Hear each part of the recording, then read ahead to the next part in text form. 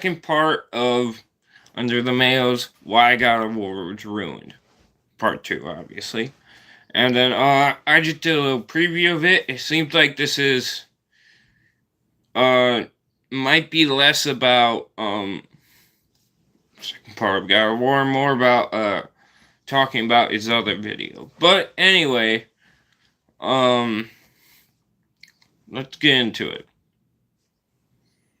Hello, I'm Under the Mayo, and on April 20th, 2019, the one-year anniversary of the new God of War, I released a massive project called How God of War Was Ruined. Since then, the video has gotten a good amount of attention.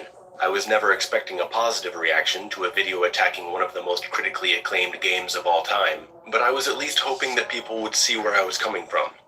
Well, when you get things wrong, intentionally or not, sometimes clearly intentional, at least from where I'm coming from, it's hard to see where you're coming from. Some did, some didn't. I suggest watching that video before watching this one, as I will be elaborating on a few key points I brought up there. I'll link to it in the comments below. When I do big analysis and review videos, I don't like to hide my feelings about what I'm saying. That can lead some people to think my criticism is just a rant. That's fair enough. I say you don't hide your feelings, say what you mean. Fair enough. I agree with I won't this. apologize for sounding excited or angry in my first video. I care about this series. I get emotional about things I care about. So, I feel the same. as I've been going back to that review, re-examining things for a follow-up, I've decided to do this one in a more clinical fashion. And if you're a fan of the new God of War, I have no issue with you. My issues are with the game. And my hope... That's fair enough. I don't have any issue. I mean, you did get some things wrong, so I have some... I'm not going to say intentional, but intentional or not, I do have some things wrong with that. But, you know, nothing wrong with you. I'm sure you're a great guy.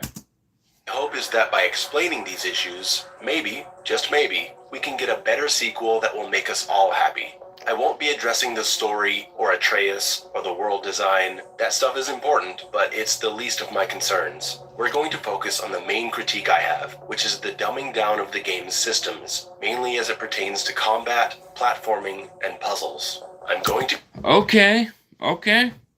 be making comparisons between the new game and the old games, and I'll compare to some other games too. But I want to make it really clear that I'm not just trying to say the new game is bad because it's different. There are things in the game that are different that I like. There are games like Resident Evil that have totally different sequels that I like too. I don't care that God of War 2018 is different. I care that parts of the game have been oversimplified and had all their interesting aspects stripped away. I disagree that I think the new games are a lot more interesting. That includes because of the past, but mainly because of what it's shown in the new games. Not evolved. And in this video, we're going to look at how, and perhaps more importantly, why. For story, I mean. I'm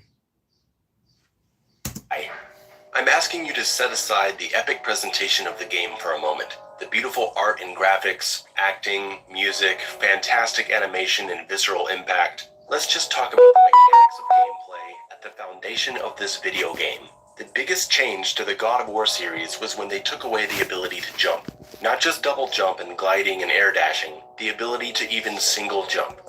I think jumping, well, important to the old games, was not important to this game. And I think they added more than enough systems to counteract that. Jumping, I don't think, was a big loss. I would argue that removing the ability to jump does significant harm to exploration, to platforming, to combat, to puzzles. I would say they added enough to not need jumping. You know, with story dialogues as you platform. As I said before, I think having to focus on platforming and listen to the story might be a little bit too much. All of it. Not being able to jump is the main offender here. I find it hard to imagine anyone making the following statement. God of War 2018 is a better gameplay experience because you can't jump. I would agree with that. It's not better because you can't jump. I would just say it's different. This game, jumping is automatic with a simple press of the action button.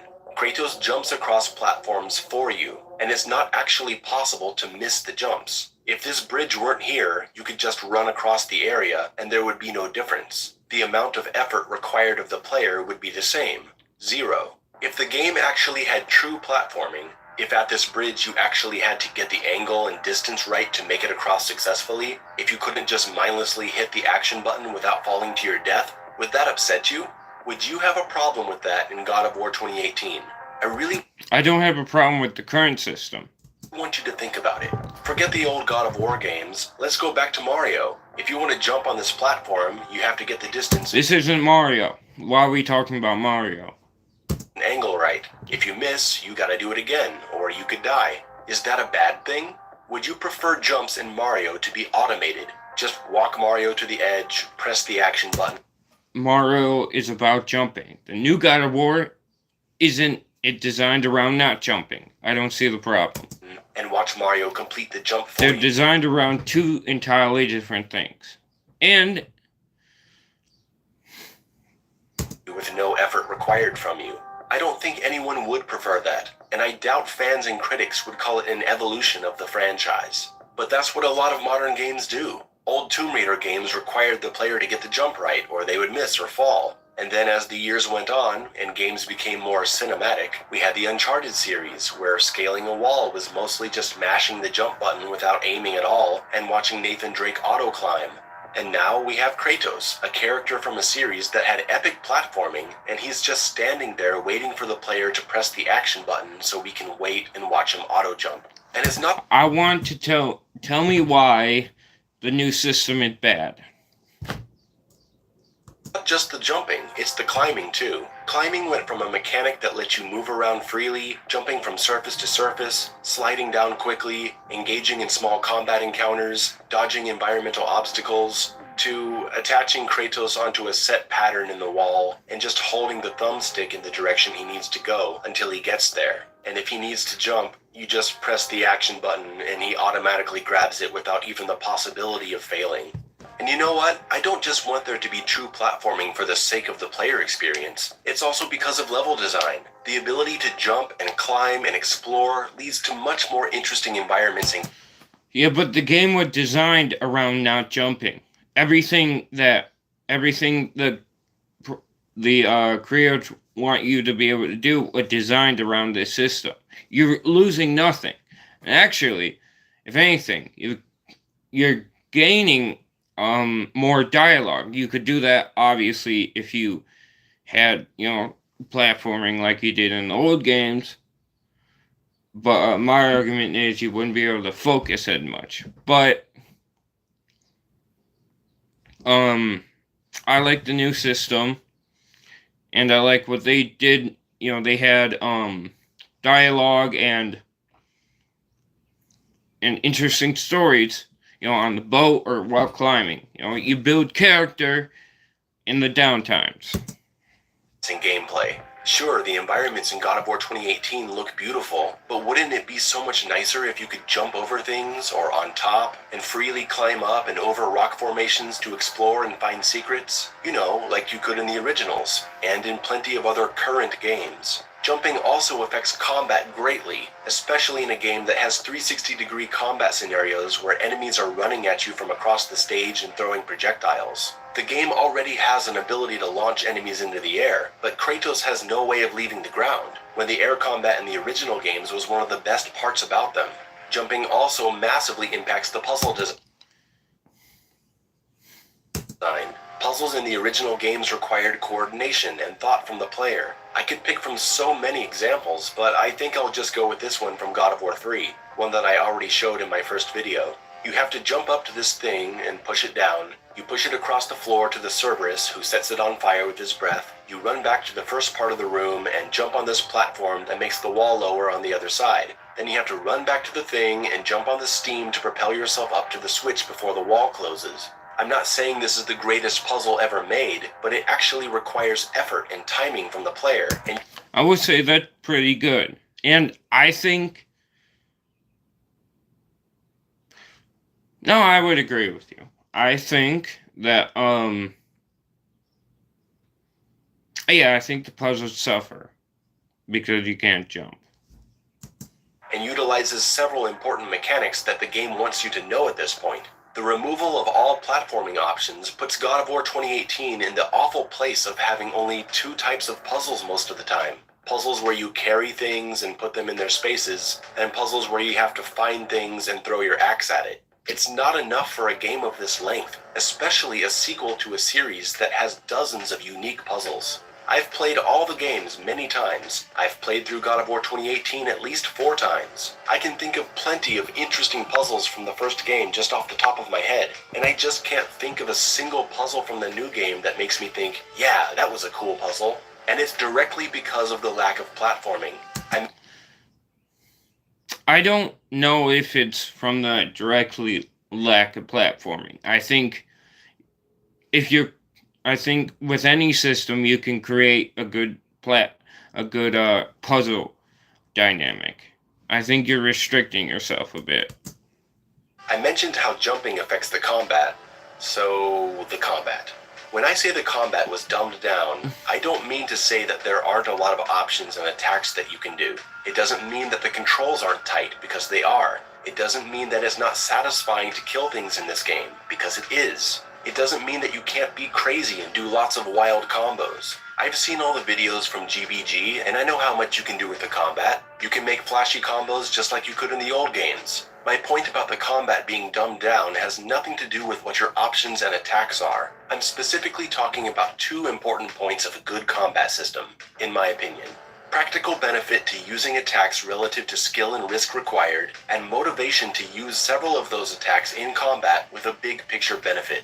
God of War 2018 has plenty of the first category. Light attacks are good for staggering weak enemies and delivering fast damage, and the slow or heavy attack will cause them to bounce in the air so you can juggle them while they're defenseless. With the heavy attack, the practical benefit is that a heavy attack benefit: air juggle, high damage, risk, low startup leaves you vulnerable. Skill, awareness, and timing. In the other video, I'm pretty sure you said there was no skill to this game. Maybe you changed your mind, and that's fair enough. Is that it stuns the enemy and allows you to control the encounter. The skill and risk required is your judgment of an appropriate and safe time to perform that slower attack so that you don't get hit while attempting it. God of War 3 had the same exact thing. Light attacks for fast damage and a slow heavy attack that juggled the enemy in the air. God of War 2018 has the heavy axe chop that takes a long time to charge up, leaving you vulnerable. But if you do it at the right time, you'll land a high damaging blow and possibly an execution. God of War Classics have the spinning blade attack that can't be stopped once it's started, leaving you very vulnerable, but lands many hits on surrounding enemies if you use it intelligently. God of War 2018 has the spinning axe throw that stuns a small enemy in place as it spins in the air, and it builds up your permafrost, but it leaves you vulnerable. So we clearly see that the classic games and the new one both have attacks that satisfy the first condition. A practical benefit to their use, with a risk to that use, requiring good judgment and skill from the player. Where the games differ massively is in the second department, what I'm calling big picture benefit. Allow me for a moment to switch games and talk a bit about Doom Eternal. The shining achievement of Doom Eternal's combat system is how well it teaches players the benefit of using different weapons in different situations. The game wants the player to weapon switch and be mobile instinctively, and it creates that instinct through the early game incentive to target enemy weak points and presenting weapon-specific counters. Whether that's using the plasma rifle to explode shield guys, shooting off turrets and cannons with long-range precision weapons, using your flame belch on a group of enemies instead of just one to get a large armor bonus, learning to traverse combat scenarios with the meat hook to get a far glory kill and recover health, weapon swapping to increase your damage output, staggering big enemies with grenades so they can't hit you while you shoot them. Each of these tactics has an individual benefit, but there's also a big picture benefit. If you play that way, using all the tools the game gives you, it allows greater control of the arena, management of your health, preservation of ammo, and leveling up of individual weapons as you progress. If you just try to power through with 1 or 2 things, you'll miss out on a lot of that stuff. Sure, you can play that way once you dominate the game and start speedrunning it, but that's any game. We're talking about the general player experience of someone playing the game for their first or second time on a challenging difficulty. I compare Doom Eternal frequently to the old God of War games, because they have similar combat philosophies. Everyone knows that in the old games, especially the first one, you could just spam light, heavy for an easy combo that you could pretty much rely on for every encounter, if you were playing on a low difficulty. There were these 3-hit power combos that were very good to use and killed enemies quickly, so I have to ask, if you could kill most things quickly with a simple 3-hit heavy combo, why on earth would you ever do anything else? Why would you use the air launch into a multi-hit combo, grab them in the air, and bounce them back up to do it again? Why would you use the grounded spinning attack that you couldn't cancel, possibly getting yourself hit? The answer is big picture benefit. The answer is resource management and performance-based XP tied to the upgrade system. When you string together a bunch of attacks, you get an XP bonus through the combat counter, orbs as they're called in the old games. If you just kill something with a heavy combo, you get nothing. If you string together a multi-hit... I'm saying the new games, let's listen more. Move into a combo I'm starting to agree. kill, the combo counter rewards you with more and more XP. And when you play on the higher, more challenging difficulties, your ability to control the fight depends on how good your upgrades are. The game... You know what? I agree. I think if the new God of War games had a skill-based reward system like that, I don't agree with the complaint that the armor upgrades are still a good thing. I don't think him ragging on that was a good thing. But I think if you put more skill into the XP you get, I think that would be a better reward. game incentivizes creative, fun playstyles by giving you the XP you need to become stronger. So these options of risky multi-hit attacks and air juggles and brutal executions aren't just there because they're fun to do, and not just because they might occasionally provide an individual benefit to a moment of the fight. They benefit the player's overall experience. Not only is it very fun to play this way, the game rewards you for it. When you cross that 100 hit mark on the combo counter, it feels really good to see that big XP bonus, because now you're closer to unlocking an upgrade for your weapons or magic. You have to figure human nature into the equation.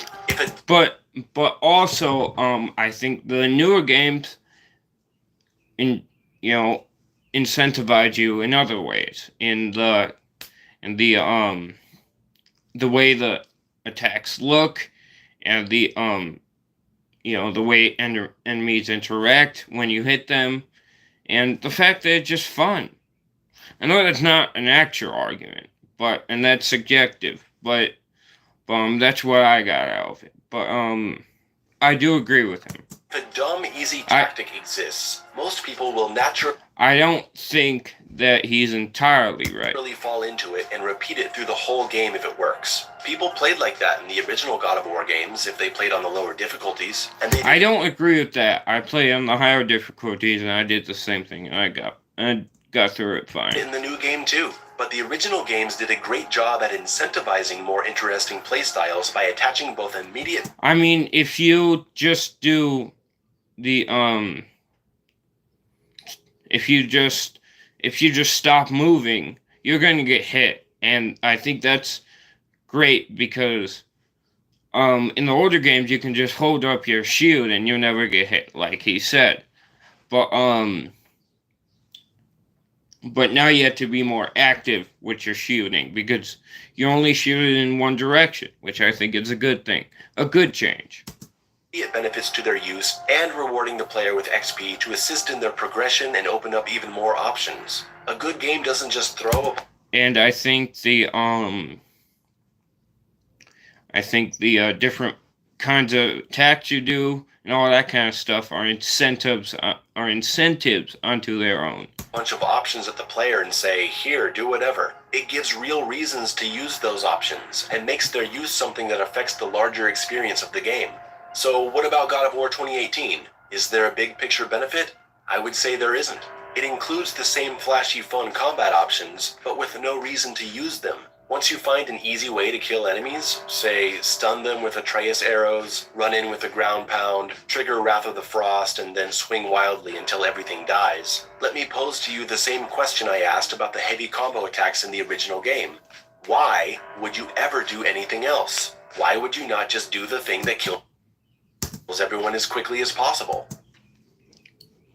Well, this is subjective, but I thought it was always cooler to do the things that look flashier. But that's subjective, but I do see your point. I see the point of there's not big enough incentive. I know the other options are there. I know there are ways to have fun with the combat system. I'm agreeing with you that those flashy combat options are more fun than the dumb power attacks, just like they were in the originals. But setting aside the fact that it's just fun, why would I use them? Especially in difficult fights when it's risky to do them if you're not good at the game yet. Why would I attempt all these crazy and fun combos if I'm just gonna get killed in the process? The originals had an answer to this question.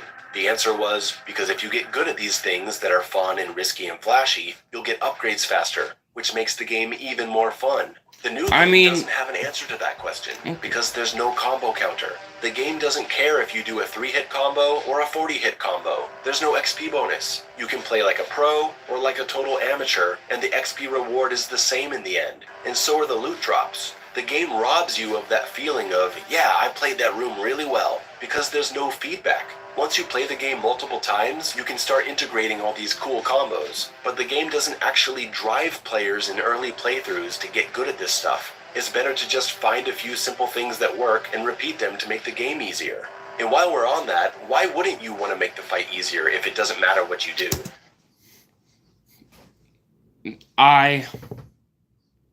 Okay, maybe I was a bit blindsided by this, because I definitely felt incentivized to play better, to play more flashy when I played, but I think I didn't see enough of, but I think I saw the purpose within itself to do it, and not the I didn't think enough about other people, and the easier method, I suppose. If landing heavy hits and spamming magic and then running away till you can do it again after your magic recharges, if that grants the same outcome as landing a bunch of crazy fun combos and dominating the fight, what's the point if the result is exactly the same? You might say getting good at the combat and combos allows you to make it out of fights with more health, and you'd be right, but it doesn't matter. It used to be that if you took a lot of damage in a fight, it put you in a bad situation for the next room, because there's no way to heal yourself if you don't find a health. I disagree with this. Every chest is a full heal, especially on the harder difficulties. You can barely find health, and enemies hit you for a lot of health if you're not finding those upgrades, and especially if you're not putting if you don't have a vitality build. Health chest, and now you walk into the next fight with low health, and it's going to be really tough. This looming threat was even more incentive to play well and get good at the game. It also provided an interesting counterbalance to the performance-based XP system.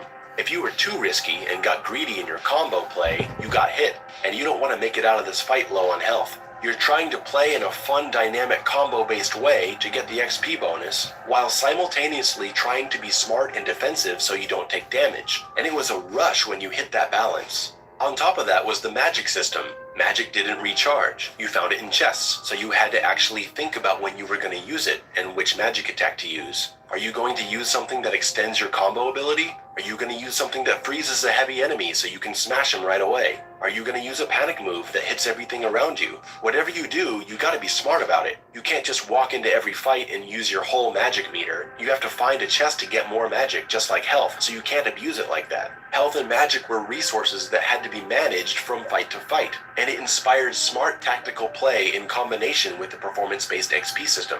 It's not just fun stuff to do that you can ignore to spam heavy attacks the whole game. There's a real big picture benefit to using all this stuff and playing in a fun, dynamic way, especially on higher difficulties.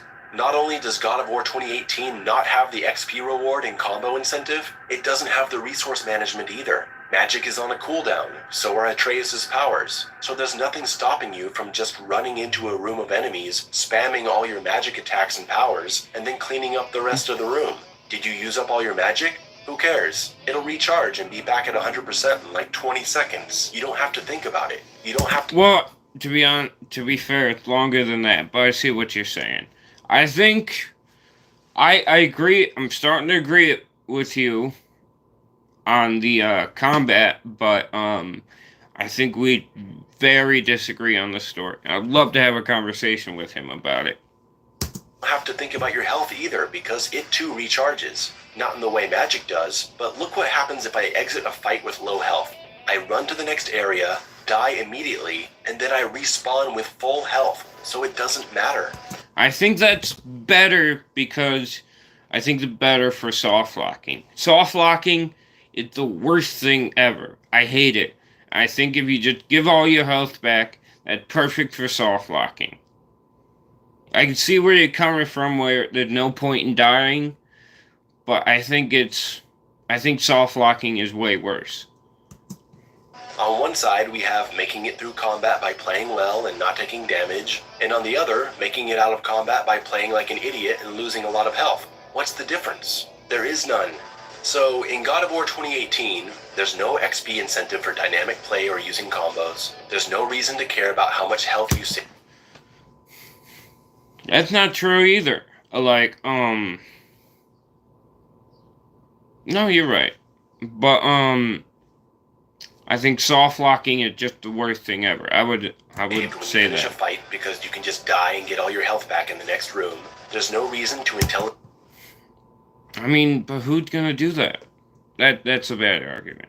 Intelligently use your magic attacks because they recharge. The platforming requires no skill or thought from the player, and the puzzles are monotonous, restricted by the lack of platforming. I would say the platforming is made up for by the I don't mind the just one button platforming, but I think it's made up for by the story that you get. Options. But why? Why is the game like this? With all the graphical leaps and beautiful music, amazing character models, tight controls, visceral action, why did all these gameplay downgrades happen? I think the answer lies right here in the menu. The easy difficulty is not called easy. It's called Give Me a Story. The number one priority of the developer. Again, I think this is a bad argument. I don't think it... was story, immersion, and cinematics over everything else. They included difficult combat in the high... I agree. Their main focus was story, and they did a great story. Higher difficulty settings for people who want a challenge, but they wanted their game to be something more than a game. To be some kind of transcendent artistic experience that happens to contain gameplay. It's why the first 10 minutes of the game involve no actual gameplay, as you hold up on the thumbstick for 10 minutes carrying a tree. And there's nothing wrong with that. Explain what's wrong with that. As the game teaches you how to move your character as if you've never held a controller in your hand before. Well, maybe you don't know, you know? You can turn the... Maybe you haven't played the game before, and you want to play this one. Or you could turn the tutorial off. Put yourself in the shoes of someone who doesn't know how to play games. Call up your great-grandfather who can't even finish the first level in Sonic the Hedgehog. That's some bad faith argument. There are plenty of people I know that my age, that never played games before. It's just not their thing. Young people haven't played games before. It's something that entirely happens. Put a controller in his hand and ask him to play the original God of War on the easy difficulty. Watch him mash the square button and make it through the combat with no problem, only to then get totally stuck by not being able to time his jumps correctly or balance to cross the water after the first Hydra head encounter, repeatedly falling into the sea, not being able to get past the first puzzle where you have to push a box across the floor fast enough so the archers don't break it. You know, all the parts of the game that require coordination and thought, regardless of the difficulty setting. They didn't want that with the new God of War, so they took it out. They don't want Grandpa or any beginner to be challenged in any way when they play on the easy setting. That's not even true. You're still challenged by the gameplay. People who can barely hold a controller in their hand without dropping it on the floor and knocking over the TV set to be able to play the game and take in the beautiful levels and epic emotional story with no obstacles in their way. And as a result, everyone else who actually wants those interesting and challenging mechanics in a game doesn't get them. They didn't want a performance-based XP system for the combat, so people who aren't good at combat feel no pressure to actually play the game well and become good at it. Just let them upgrade things as quickly as everyone else. They removed all consequences of health and magic resource usage so that the worst players in the world never have to think about what they're doing. They streamlined all the puzzles into the kinds of puzzles you'd find in the waiting room of a dentist office, so no one ever has to feel challenged when trying to progress through the level. They took away your ability to jump and fall, so the guy who doesn't care about gaming at all will never feel frustrated by a platforming section and he can just mash his way through to the next cinematic. I honestly fail to see how any of these things make God of War 2018 a better game. I fail to see how this counts as an evolution of the franchise. You can change art style and the graphics and the music and weapons. You can put in armor and gear customization and open world design and side quests. You can change the camera angle and give Kratos a son and make me row a boat for hours. You can do all that in your new mature God of War game and still include true platforming, performance-based XP, interesting puzzles, and health and magic management during combat. Just because you did all that other stuff doesn't mean the rest has to go. They removed so much from the gameplay and replaced it with loot hunting and gear specking and talking, and the only way to actually have a challenge is to play on the highest difficulty. I don't think of loot specking and talking as a bad thing. I don't think you should dismiss it. Where the enemies are harder to kill and you take a lot of damage. But that's it. There's nothing else in the game besides the combat that demands your attention. And the original games demanded so much more and felt a lot more rewarding to play as a result. It's like how you can have fun playing a thoughtful game of chess, and you can have fun playing a simple game like checkers. Both of these games can exist with no problem. But if a sequel to chess came out and it played like checkers, people would be pissed. And it doesn't matter if it looks a lot prettier and feels mature. I don't hate the new God of War. I don't think people are stupid for liking it. When it does well, it does very well. I'd never call it a bad game. But I do think that as a game with gameplay mechanics, it's a serious downgrade. But I remain optimistic about the future, because it's so easy to fix. Make your new God of War for the new generation, but let Kratos jump and put in actual consequences to how you handle combat, and we'll be off to a great start. I don't agree with him on the jumping still. I agree with him on the combat, not the jumping part, but in the puzzles. I'm not saying they need to recreate the old games. I'm not saying that. I'm only saying that they can make their new God of War without totally abandoning the core elements that made the originals so good in the first place. I don't see how you can look at the new God of War and say that the ability to jump and performance-based rewards and thoughtful puzzles wouldn't make it a better game. And that's where I'm gonna rest my case. If you've made it to the end of this video, thank you for watching. Thank you for your patience. I know people get really heated and defensive about this game because so many consider it a masterpiece. So I appreciate you hearing me out. You can subscribe to this. You know what? Send this live video to Under the Mail. I'd love to have a conversation with him about the story in this game, because I think we disagree on a lot. But I would love to talk to him. He probably wouldn't want to talk to me. I'm nobody. But it would be great fun. But yeah, he gave me a lot to think about, actually. Maybe I was too closely guarded about this game because I felt the story had improved so much, and it has. And I didn't focus on the gameplay too much, and that's fair. You know what? I agree with you. At least on some things.